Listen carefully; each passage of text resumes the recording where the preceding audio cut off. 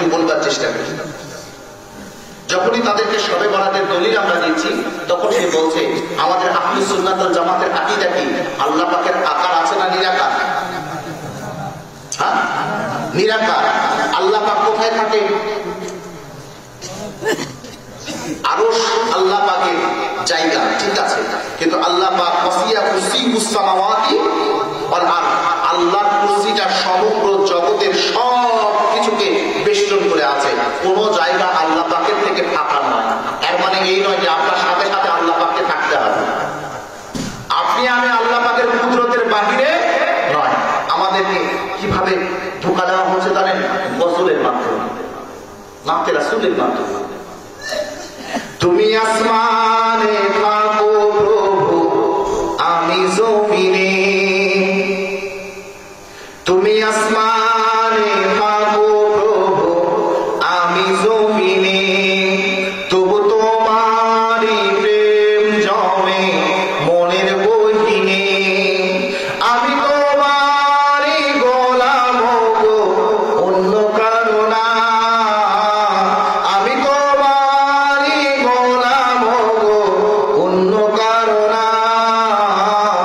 আলিমুল গায়ব তুমি, মালিক রব্বানা। আল্লাহু আল্লাহু আল্লাহু আল্লাহ। খারাপ কিছু পেলেন? এই গজলটাতে খারাপ কিছু পেলেন? খারাপ কিছু বলি? আমি তো গজল গাই না, গজল গাবার বলাও আমার। যারা নাশিদ গায়, যাদের গলা আছে, ওনারা যদি গায় তা আপনাদেরকে পাগল করে ছাড়ে। এই গজল। তুমি আসমানে থাকো প্রভু, আমি জমিনে। সেরে আল্লাহর সাথে আপনার তুলনা করলেন। আল্লাহ থাকে আসমানে, তার মানে জমিনে থাকে না।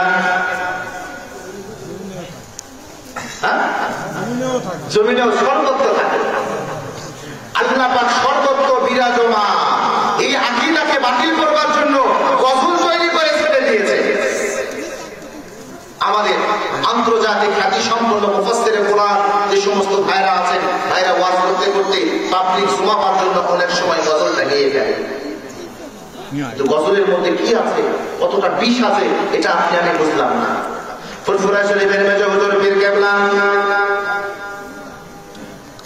শাহ আবু জাফর মুহাম্মদ ওয়াসিউদ্দিন সিদ্দিকী আল কুরাইশি রাহমাতুল্লাহি আলাইহি হুজুর আমার একটা কিতাব লিখেছেন, ফতোয়ায়ে সিদ্দিকিয়া, তালিমে তরিকত কিতাব লিখেছেন। কিতাবের মধ্যে হুজুর লিখে দিয়েছেন কোন কথায় ঈমান যাবে আর কোন কথায় ঈমান যাবে না।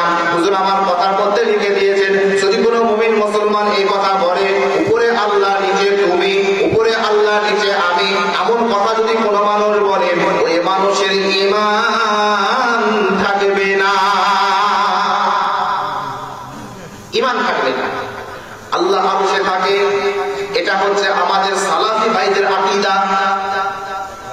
তাদের আকীদা হচ্ছে আল্লাহ পাক আরশে থাকে। আরশে থাকতে গেলে কোথায় থাকেন? কুরসিতে বসে থাকেন, চেয়ারে বসে থাকেন। চেয়ারে বসে থাকবার কথা যদি বলতে হয়, আপনি কিছুক্ষণ আগে বললেন আল্লাহ পাক নিরাকার। আল্লাহ পাক যদি নিরাকার হয়ে থাকে, চেয়ারে বসতে গেলে আকার লাগবে না? লাগবে না? এই যে চেয়ারটা বানানো হয়েছে, মানুষের একটা আকার আছে, বসলে কেমন লাগবে দেখতে, এই সিস্টেম করে চেয়ারটা বানানো হয়েছে। কি বাবা, তাই না? ঠিক আপনি নিরাকার বললেন, কিন্তু আমার আল্লাহ পাককে যখন ওই আকারের জায়গায় নিয়ে গেলেন, ওই আসমানে আরশে নিয়ে গেলেন, হ্যাঁ আল্লাহ পাক আরশে আছে, আরশে থাকেন, এই কথা উলামায়ে কেরাম কোরআনুল কারীমে বিভিন্ন কথায় আমার আল্লাহ পাক রব্বুল আলামিন জানিয়ে দিয়েছেন। কোন হালতে সেটার ব্যাখ্যা আছে।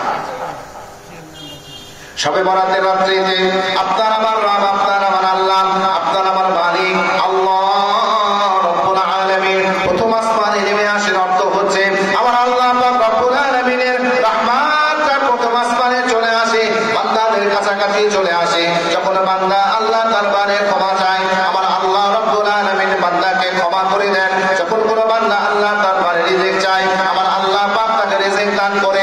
যখন কোন বান্দা অসুস্থতা থেকে সুস্থতা চায়, আমার আল্লাহ রব্বুল আলামিন ওই বান্দাটাকে সুস্থতা দান করে দেয়। এই রাতটা যেন আমরা হারাই না, হারিয়ে ফেলি বাবা। রাজি আছেন ইনশাআল্লাহ? রাজি আছেন? আমরা হেলায় যেন এই রাতটা হারিয়ে কাটিয়ে না ফেলি। আল্লাহ পাক রব্বুল আলামিন যেন এই রাত্রে আমাদেরকে ইবাদত বন্দেগী করবার মাধ্যম দিয়ে আল্লাহ পাক কাটিয়ে দেওয়ার যেন তৌফিক দান করেন। সকলে বলুন আল্লাহুম্মা আমিন। আম্মা জানা আয়েশা থেকে বুখারী শরীফে সরাসরি হাদিস এসেছে, এরপরেও বলে শবে বরাতের রোজার ব্যাপারে ইশকাল কিভাবে করে মানুষ, কোন মস্তিষ্কে করে, কোন মস্তিষ্কে করে শবে বরাতের হাদিস। মা আম্মা জানা আয়েশা সিদ্দিকা রাদিয়াল্লাহু তাআলা আনহা বলছেন বুখারীর হাদিস যে আপনার নবী